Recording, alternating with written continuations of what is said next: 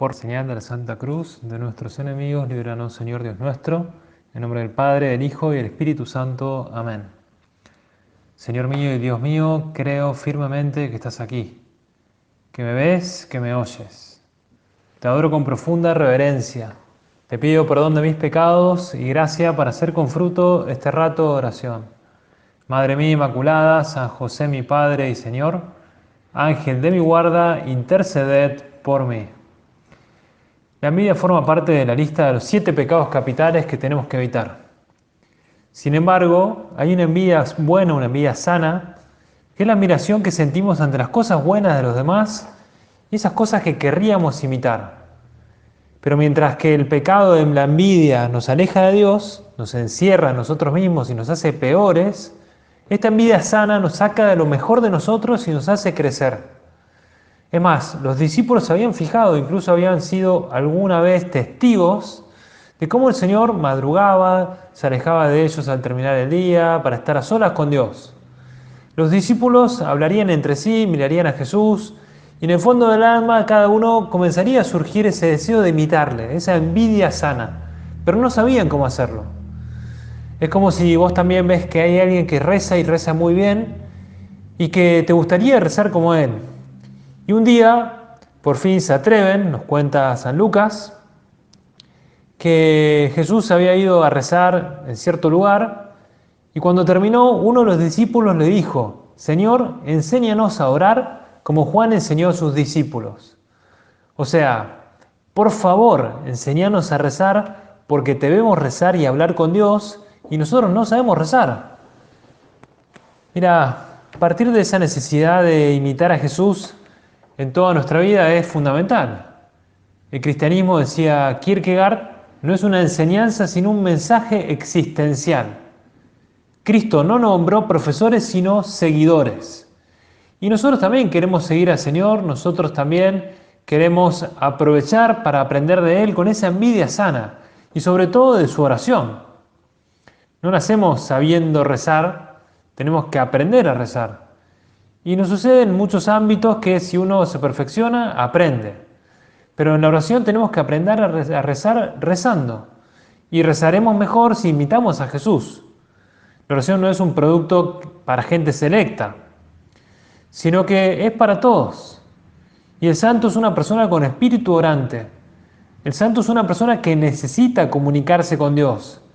Es alguien que no soporta asfixiarse, decía el Papa Francisco, en la inmanencia cerrada de este mundo. Y en medio de sus esfuerzos y entregas suspira por Dios, sale de sí en la alabanza y amplía sus límites en la contemplación del Señor.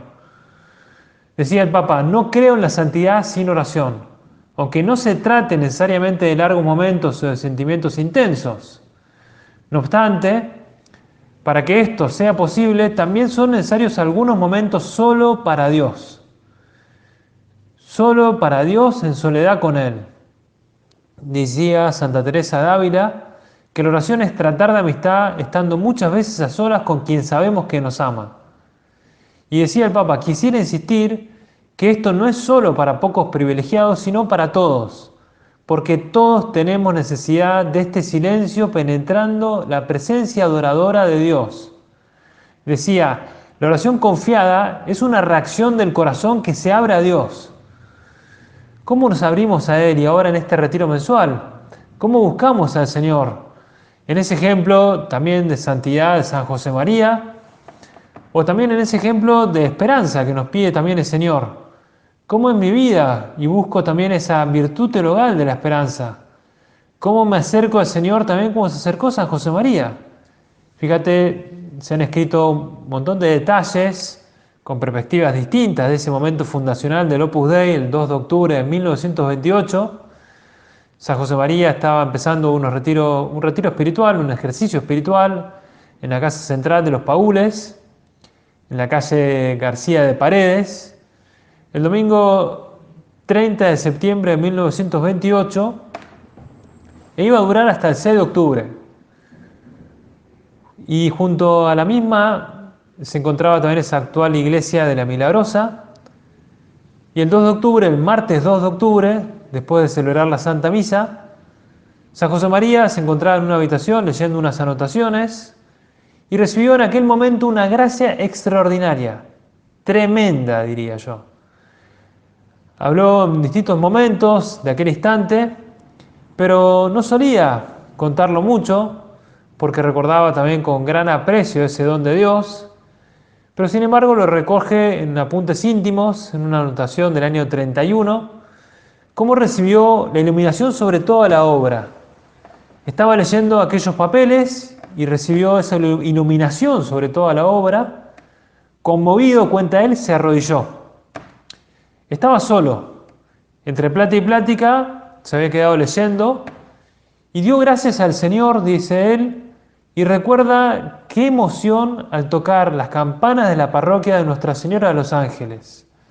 Me acuerdo de haber estado en Madrid, muy cerca de esa zona de la parroquia de Nuestra Señora de los Ángeles, o la iglesia de la Milagrosa, ver esos momentos fundacionales del Opus Dei y verlo también ahí en carne propia.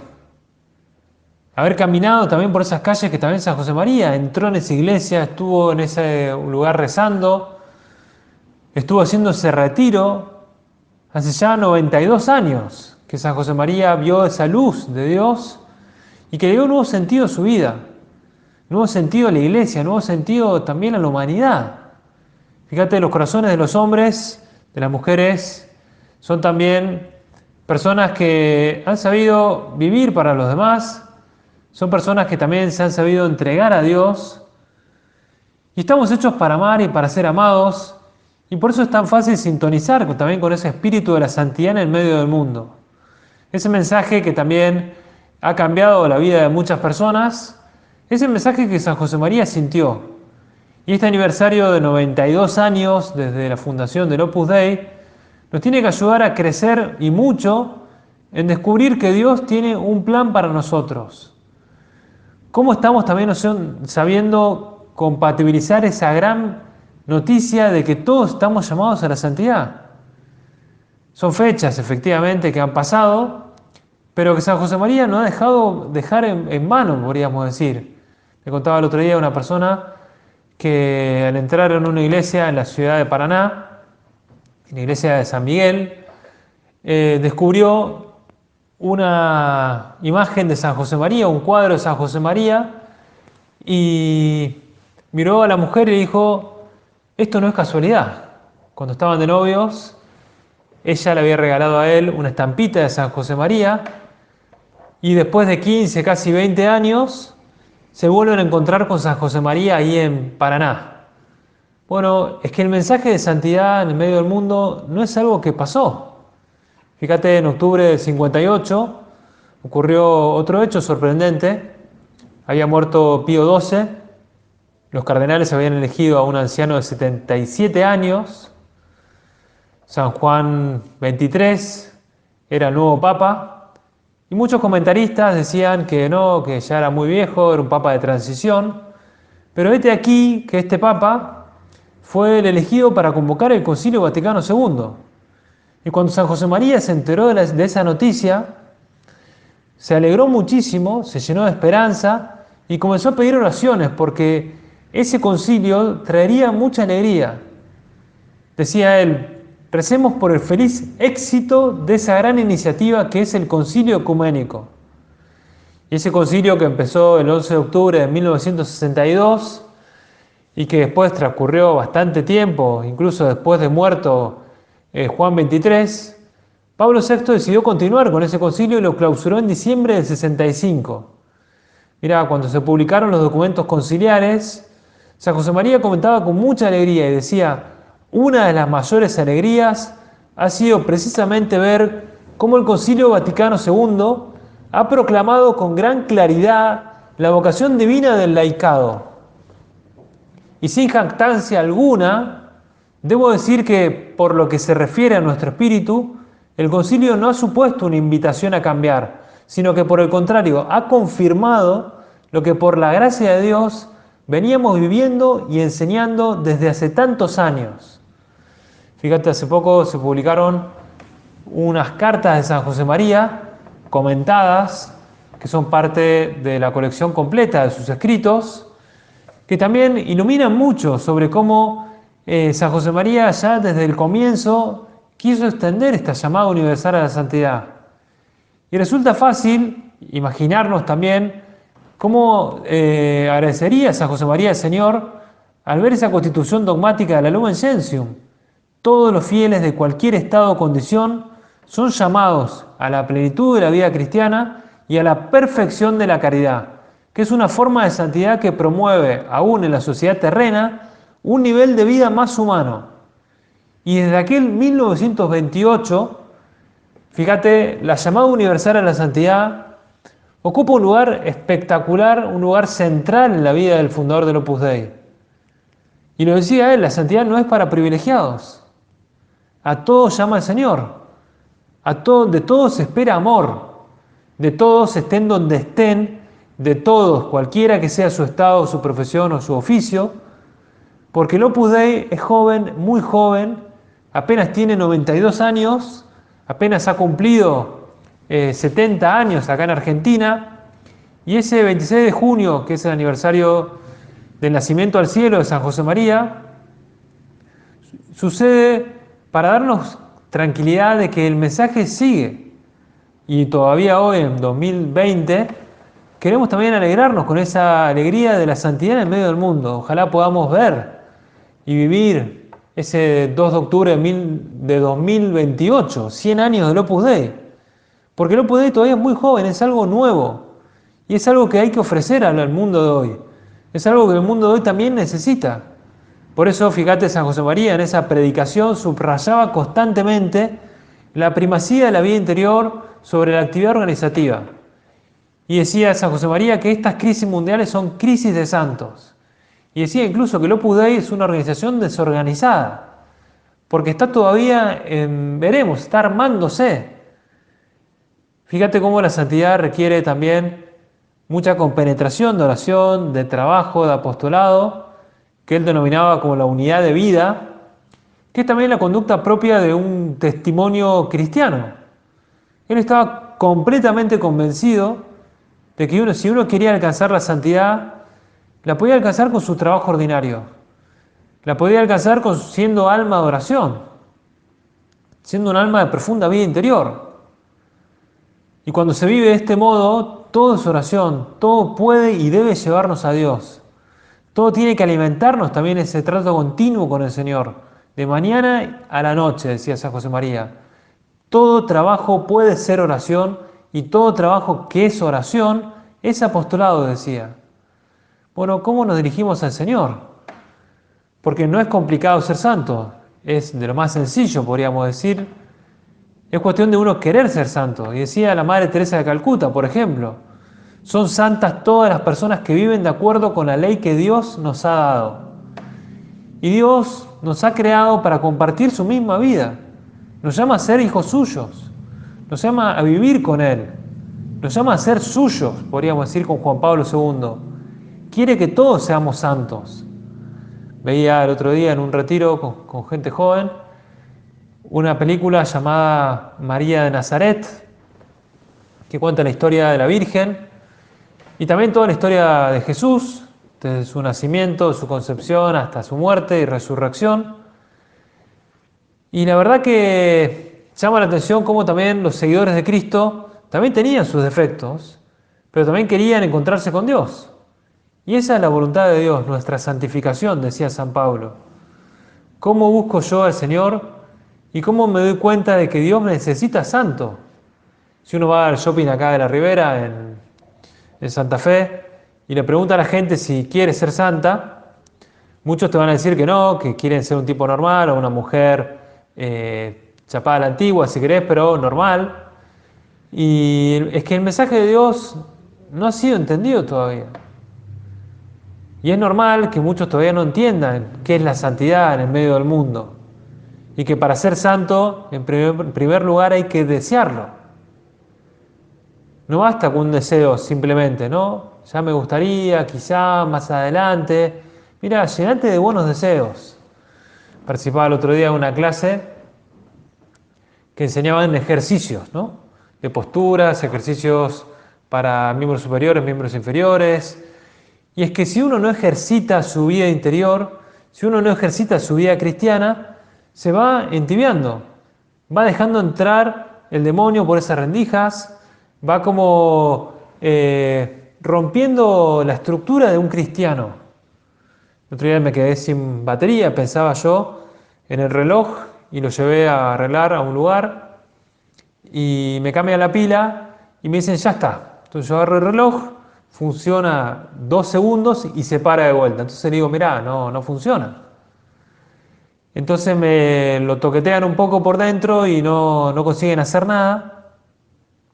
Entonces me lo devuelven y para mi malestar posterior no me devuelven la pila, ¿no? La pila que tenía vieja, pero todavía tenía un poco de batería. Cuestión que pasados los días se lo llevo a otro relojero y el relojero le pasa lo mismo, pero le cuento que yo había ido ahí a cambiar la pila, que había cambiado el vidrio, que se me había roto de un pelotazo que me habían pegado. Y el tipo lo empieza a ver, lo limpia un poco más y me dice, ya está, funciona. Lo que sí, controlalo vos, a ver si te funciona bien. Y si no funciona, tráemelo para seguir limpiándolo, porque se ve que se ha ensuciado un poco y dejó de funcionar. Bueno, en la vida cristiana no podemos ir ensuciándonos, ir entibiándonos, ir quedándonos a medias. No, estamos llamados a vivir con el Señor este tiempo de alegría, que es el estar en la iglesia, este tiempo de confianza en el Señor. Por eso te animo a alegrarte con las alegrías de Dios. Contaba Juan Pablo II que en el año 97, en el día de su cumpleaños, fue a visitar un barrio periférico de Roma llamado Pietralata, un barrio en las afueras de Roma, y el Papa quiso hablar con los chiquitos que estaban ahí, los chicos del coro parroquial, y uno de los chiquitos le contó al Papa que cuando llega su cumpleaños, su madre le pide que haga un propósito. Y sin pensarlo 2 veces, el chiquito le preguntó al Papa, ¿vos qué propósito hiciste? Me lo imagino en italiano. ¿Tú quale proposito hai fatto? Y el Papa le dijo, sin pensárselo 2 veces, le dijo, essere buono, o sea, ser más bueno, essere più buono sería. Bueno, es que las personas que de verdad quieren ser santos, quieren ser mejores, quieren ser más buenos, quieren ser instrumentos universales de santidad para los demás. Fíjate, ¿con qué frecuencia de sacramentos estamos viviendo? Sé que en este momento es más difícil, pero uno ya puede ir a misa, uno ya puede recibir la Eucaristía y muchos no quieren. ¿O cómo es tu trato íntimo con Dios? ¿Estás aprendiendo a hablar con Dios? Vi el otro día también unas clases de YouTube sobre cómo rezar, sobre cómo hacer oración y tiraba varios ítems de cómo dedicarse ese tiempo para hablar con el Señor y sobre cómo eran minutos aprovechados, ¿no? Minutos donde uno anotaba, donde uno escribía, donde uno dejaba orar a Dios, que no se quedaba simplemente en un PowerPoint de hacer ideas así, sino que bajaba a detalles concretos. Fíjate, Dios nos pide un trato íntimo con Él. O también me pide esa fortaleza, esa esperanza, ¿no? Como veremos en la próxima meditación. En tu tarea como padre, como madre, como novio, como novia, como sacerdote, como religiosa. Porque ahí te espera el Señor.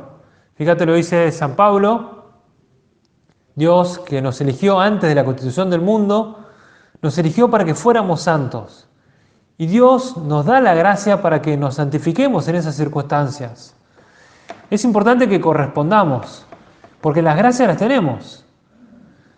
Cuentan de Atila, el rey de los hunos, es llamado el azote de Dios, nada más y nada menos, que tenía la idea de arrasar, de someter el imperio romano. Y poco antes de estas invasiones, el Estado, tras un periodo de despotismo y de corrupción, había perdido su armonía, su coherencia, y de repente cuando va a invadir Italia, después de apoderarse de las ciudades de Aquileia, de Milán, de Pavia o Pavía, va hasta las puertas de Roma para saquearla Y las tropas imperiales, temerosas ante el conquistador, no le presentan batalla. Sin embargo, el Papa León I, el llamado León Magno, plenamente confiado en la protección divina, se presenta ante Atila, el rey de los hunos, el llamado el azote de Dios, y consigue que se retire sin hacer daño a la ciudad. Esto era el año 452. Y Valentiano III, en agradecimiento a León Magno por cómo salvó a Roma de Atila, le pidió que eligiese lo que quería, ¿no? Él le dijo, pida su recompensa y pida lo que quiera. Y el Papa León I, León Magno, le respondió, solo quiero que seas un buen cristiano. Y el emperador le dijo, eso es imposible. Y el Papa, al oír la respuesta, le dijo, tan imposible como que Atila se fuera de Roma sin atacar. Y Valentiano cambió. Valentiano mejoró, fue un buen cristiano. Porque la santidad es posible, la santidad hace falta tener esperanza, hace falta tener fortaleza. Y el que se propone ser santo pone los medios, porque Dios no nos pide cosas imposibles. Es verdad que con la sola fuerza humana no podemos, pero contamos, gracias a Dios, con la ayuda de la gracia. Y esos son tres elementos fundamentales, la filiación divina, el trabajo y la amistad, que son como el ADN del Opus Dei. Y que si queremos ver también cómo buscar la santidad en el medio del mundo, necesitamos también de Dios. Los 4 clavos con los que el Papa Francisco apuntala su pensar y su obrar, dice, son la unidad prevalece sobre el conflicto, la realidad es más importante que la idea, el todo es superior a las partes y el tiempo es superior al espacio. Pero la persona que estamos llamados también a vivir esa filiación divina, esa amistad, ese trabajo bien hecho, esa centralidad de Jesucristo, tenemos una posibilidad real y cotidiana para alcanzar esa misión en medio del mundo. Y todo esto no aisladamente, sino como cristianos unidos unos con otros. Mirá, San José María había acuñado un aforismo, decía que las personas del Opus Dei tienen un denominador común y un numerador diversísimo. O sea, un aforismo para expresar una realidad muy concreta y muy real. Hay un denominador común y un numerador diversísimo. Porque el mensaje es el mismo, pero todos lo vivimos distinto, con libertad. Y entre dos cristianos es imposible decir cuál es el Opus Dei. Porque no te das cuenta, o no deberías darte cuenta.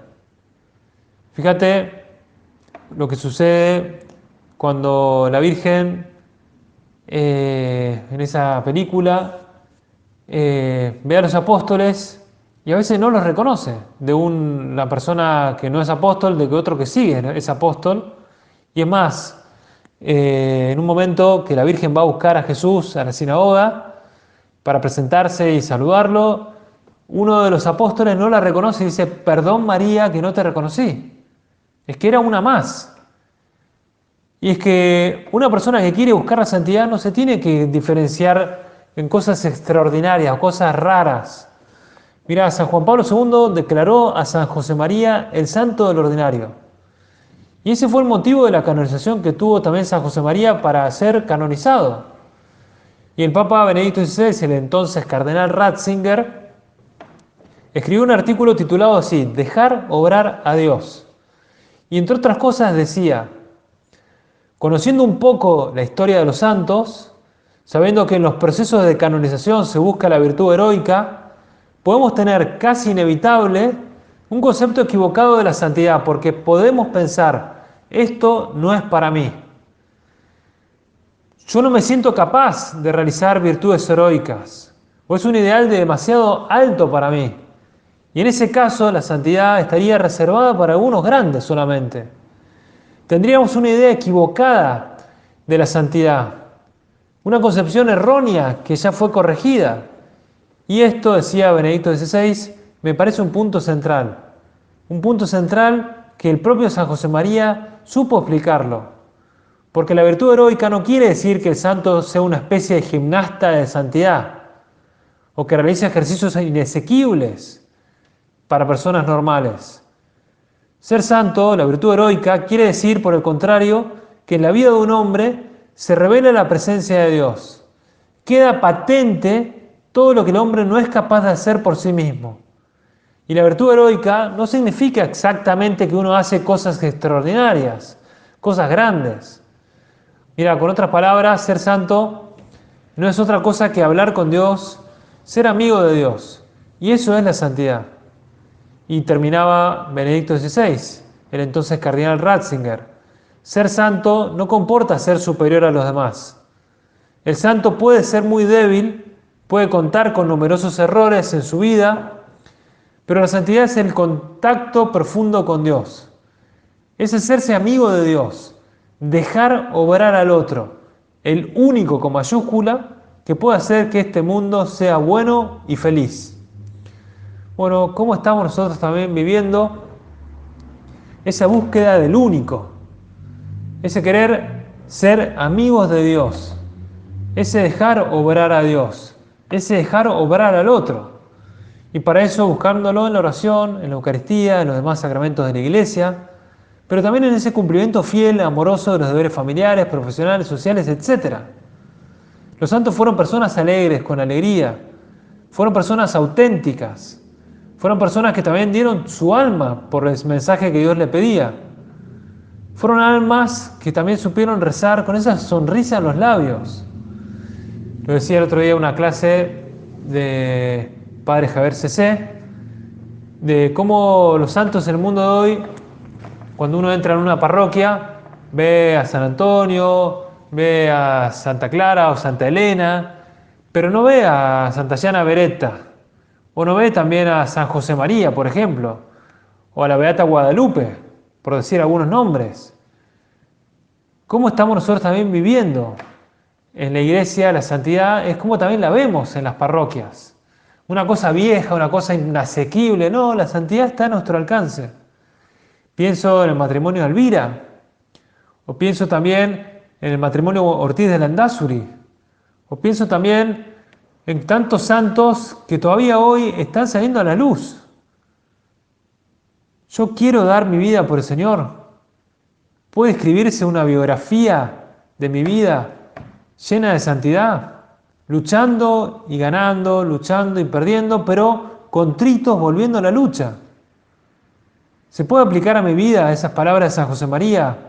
Que ahí donde están los demás, que ahí donde están nuestras aspiraciones, nuestro trabajo, nuestros amores, ese es el sitio cotidiano con Cristo. O acudo también a San José María, el santo del ordinario, como decía Juan Pablo II, para que nos ayude a levantar la mirada a Cristo, para que nos ayude a trabajar, para que nos ayude a descansar. Nos ilusionamos con pensar que podemos tratar más a Dios. Vemos que Dios nos ha elegido antes de la creación del mundo para que seamos santos y sin mancha en su presencia por el amor, como decía antes. O lo mismo, propago alrededor mío esa llamada universal a la santidad. O lo hago en primer lugar con el ejemplo de mi lucha alegre por corresponder a lo que Dios me pide. Porque si no, no estamos buscando la santidad. Mañana es la fiesta de la Virgen de la Merced y también tenemos en el mes de octubre tantas otras fiestas como la Virgen del Rosario, la Virgen del Pilar. Vamos a acercarnos a la Virgen, ella que es esperanza nuestra, con esa característica constante de la vida de San José María, de estar enamorados de Dios, de buscar también, descubrir cómo nosotros también, igual que la Virgen, estamos llamados a la santidad. Le pedimos su ayuda ahora en este rato de oración, en esta primera meditación del retiro mensual del mes de octubre, porque estamos todos llamados a la santidad, porque todos los hombres y mujeres estamos llamados también a dejar obrar a Dios, a buscar ser sus amigos, a buscar también descubrir que Dios nos llama a todos en este camino de santidad, que no es un camino para privilegiados, sino para todos. Se lo pedimos a Santa María, para que también nosotros dejemos obrar a Dios en nuestra vida, en nuestras familias, en nuestro trabajo. Te doy gracias, Dios mío, por los buenos propósitos, afectos e inspiraciones que me has comunicado en esta meditación. Te pido ayuda para ponerlos por obra, Madre mía Inmaculada, San José, mi Padre y Señor, Ángel de mi guarda, interceded por mí.